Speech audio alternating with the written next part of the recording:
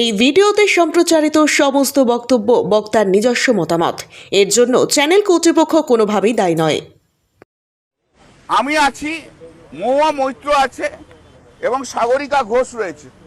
আমরা তিনজন এমপি আজকে এসে জমা দিয়েছি আমাদের রিপ্লাই, যেটা ইলেকশন কমিশন চেয়েছিল, যেটা ঋতুব্রত ব্যানার্জিরা ক্লেম করেছিল, অ্যালেজ ক্লেম দ্যাট ওরা একটা all India Trinamool Congress form করেছে, তার উত্তর। প্রথমত তারা কি বলছে?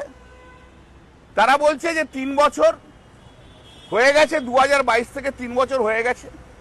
তারা 3 বছর হয়ে গেলে লাইভ চলে গেছে এআইটিসি অ্যাজ ওয়ার্কিং কমিটি। 1997 সালে West Bengal Trinamool Congress was recognised as a political party. Election commission তাকে রিকগনাইজ করেছিল এবং তার পরবর্তীকালে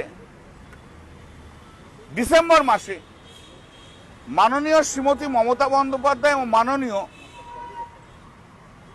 লেক অজিত পাঁজা, তখন এক্স এমপি হয়েছিল, তারা বলল এফিডেভিট করে যে তারা কোনো পার্টির মেম্বার নয়, তারা তৃণমূল কংগ্রেসে রয়েছে এবং স্পেশাল সিম্বল চাইল গ্রাস অ্যান্ড ফ্লাওয়ার।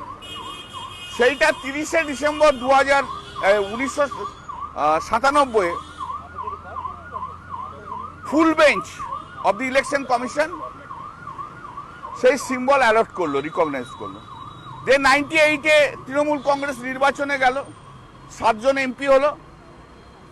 99-এ তৃণমূল কংগ্রেস নির্বাচনে গেল, তখন 8 জন এমপি এলো। এরপর 2000 সালে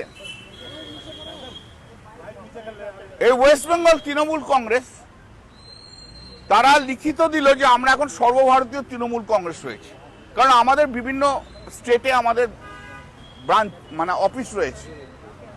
সেই ভিত্তিতে election commission West Bengal Trinamool Congress থেকে অল ইন্ডিয়া তৃণমূল কংগ্রেস করলো এবং সেই সময় জানালো তৃণমূল কংগ্রেস যে আমাদের 3 বছরের যেটা ছিল সেটা অ্যামেন্ডমেন্ট হয়ে 4 বছর হয়ে গেছে। কনস্টিটিউশন অ্যামেন্ডমেন্ট হলো, সেই কনস্টিটিউশন জমা পড়ে গেল। এরপর 2006 সালে মমতা বন্দ্যোপাধ্যায় সর্বভারতীয় তৃণমূল কংগ্রেসের চেয়ারম্যান হিসেবে তখনকার সেক্রেটারি ইলেকশন কমিশনকে জানিয়ে দিল যে আমাদের সংবিধান পরিবর্তন হয়েছে, 4 বছরের জায়গায় 5 বছর হয়েছে। তাহলে 2006 থেকে এই যে life of the Trinamool all India Trinamool Congress এবং working committee, national working committee, তার লাইফ 5 বছর হয়ে গেল। সংবিধান পরিবর্তন হলো এবং সংবিধানের একটা জায়গায় বললো অর্ডিনারিলি 3 বছর ধরে মিটিং করবে, কিন্তু লাইফ 5 বছর থাকবে। তার মানে আউটার লিমিট হচ্ছে 5 বছর। অর্ডিনারি কথাটা তো নট ম্যান্ডেটরি। এরপর থেকে ইলেকশন কমিশন চিঠি দিত 5 বছর অন্তর অন্তর যে তোমরা ইলেকশন করো, তোমরা ইলেকশন করো। ইলেকশন তারপর থেকে 5 বছর অন্তর অন্তর যা ইলেকশন হয়েছে সব কাগজপত্র সব পাঠানো হয়েছে, ব্যালেন্স শিট, হ্যান ত্যান, যা যা রিকোয়ারমেন্ট হয়েছে, যা যা হয়েছে। এবার 2022-এ এসে সর্বভারতীয় তৃণমূল কংগ্রেস কমিটির নির্বাচন হলো। নির্বাচনটা কিভাবে হলো? ফার্স্ট হলো ব্লক লেভেল। ব্লক লেভেলের পরে রিপ্রেজেন্টেটিভ থাকে জেলা লেভেলে। এবার হলো জেলা লেভেল। জেলা লেভেল থেকে হলো নির্বাচন হয়ে এলো রাজ্য লেভেল। এবার রাজ্য লেভেলের থেকে সমস্ত রাজ্য, একটা পশ্চিমবঙ্গ রাজ্য নয় কিন্তু, আর যে সমস্ত রাজ্য আছে সবাইকার মিলিয়ে যে নির্বাচন হলো, তখন এআইটিসি তৈরি হলো এবং এআইটিসি তৈরি হওয়ার পর এআইটিসিতে চেয়ারপারসন হিসেবে নির্বাচিত হলেন মমতা বন্দ্যোপাধ্যায়, চেয়ারম্যান হিসেবে সর্বভারতীয় তৃণমূল কংগ্রেস। তারপর ন্যাশনাল ওয়ার্কিং কমিটি তৈরি হলো, সেখানেও চেয়ারপারসন মমতা বন্দ্যোপাধ্যায়। তাহলে 2022 থেকে 2026 ওদের কেস কি লাইফ এক্সপায়ার করে গেছে 3 বছরে? যদি তাই হয়ে থাকে তাহলে 2025 তর্কের খাতিরে, আমি মানছি না কিন্তু তর্কের খাতিরে হয়ে থাকে, তাহলে তুমি 2026 নির্বাচনের টিকিটে তুমি লড়লে সর্বভারতীয় তৃণমূল কংগ্রেসের, আর সিম্বলকে দিল মমতা বন্দ্যোপাধ্যায় চেয়ারপারসন হিসেবে, তাহলে তুমি 2026 মেনে নিচ্ছ। যদি না মানো তাহলে তোমার নির্বাচনটাই তো ফ্রড হয়ে গেছে, তাহলে তুমি তো মেনে নাও আর রিজাইন করে দাও। তোমার কথা অনুযায়ী আমি বলছি, আমার কথা নয় কিন্তু, এগুলো ওদের কথা অনুযায়ী বলছি।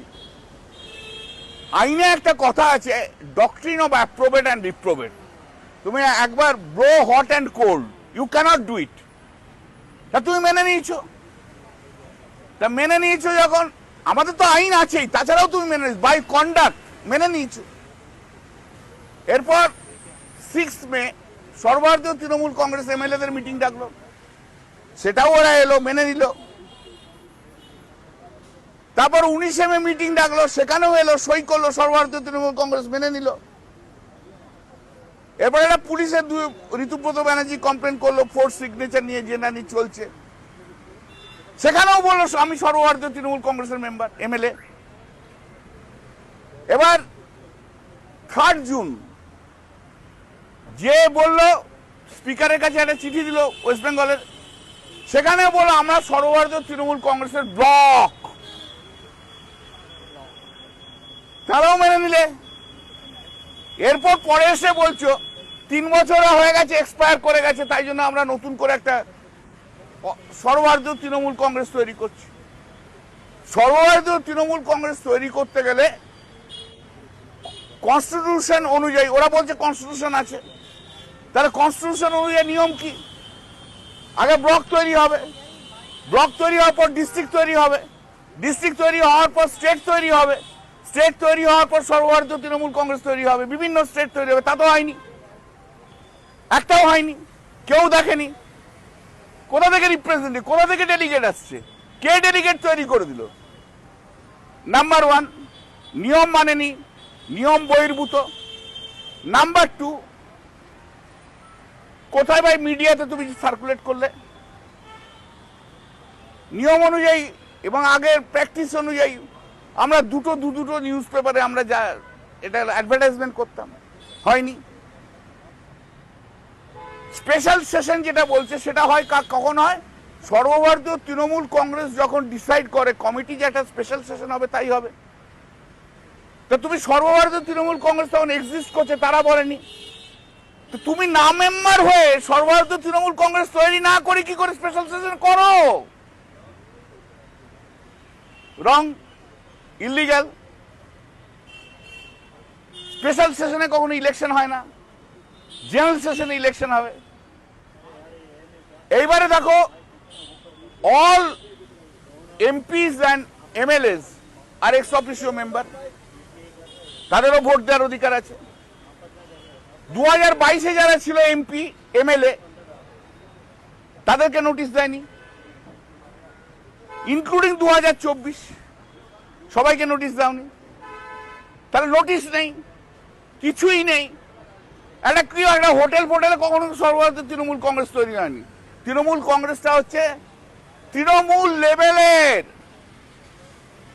এসব হোটেল সিস্টেম, এসব তৃণমূল কংগ্রেসের কোনো কালচার নয়। সব কালচার ভিন্ন করে দিয়েছে, লুকিয়ে ছুপিয়ে করে দিয়েছে, পুরোটাই ইলিগাল, অবৈধ। এটা ফ্রড, এটা হচ্ছে ফ্রডের প্রোডাক্ট। এমএলএ হিসেবেও রয়েছে, is the product of fraud. কি করে করে এসব? কারণ বিজেপির আশীর্বাদ রয়েছে।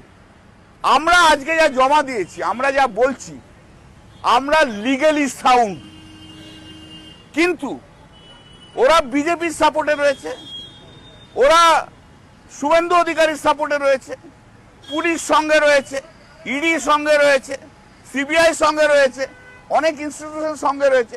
তাই ওদের ইলিগাল ওয়ার্কটা হয়তো লিগাল হবে, কিন্তু লিগালি উই আর সাউন্ড। লড়ে নেবো পশ্চিম বাংলায়, দেখিয়ে দেবো। আবার বলছি, আদালতে দেখাবো, জনতার আদালতে দেখাবো। মানুষের কাছে যাও, যারা যে কর্মীরা তোমাদের জিতিয়েছে তাদের কাছে যাও, হিম্মত থাকে তো। মেরুদণ্ডহীন একদিন ওই দুব্রত ব্যানার্জি উলুবেড়িয়া যেতে পারেনি, এখনো অরূপ রায় বাড়ি থেকে বেরোতে পারেনি, ববি হাকিম মেটিয়াপুরে করতে পারেনি। আর এটা তো সবচেয়ে বড় গদ্দার, সবচেয়ে বেশি পেয়েছে আর সবচেয়ে বেশি গদ্দারি করেছে।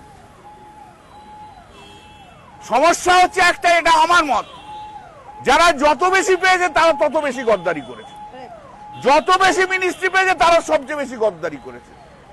দিদির পাশে থাকতো কারা? চন্দ্রিমা ভট্টাচার্য পিছনটায় ঘুরতো, ববি, অরূপ, ইন্দ্রনীল সেন। এদের মধ্যে যদি আমি কথা বলতে যেতাম তখন ববি বা অরূপ টপ করে ঠেলে ফেলে দিত, এমন ঠেলে ফেলে দিত আর পড়ে যেতাম, বুঝতে পেরেছো তো? তা আজকে ওরাই চলে গেছে, আমরাই রয়েছি। তো আমরা এটা দেখে নেবো, এটা আইনের মতো আমরা করে সব দেখে নেবো। आज हम लोग आए थे, अरे यार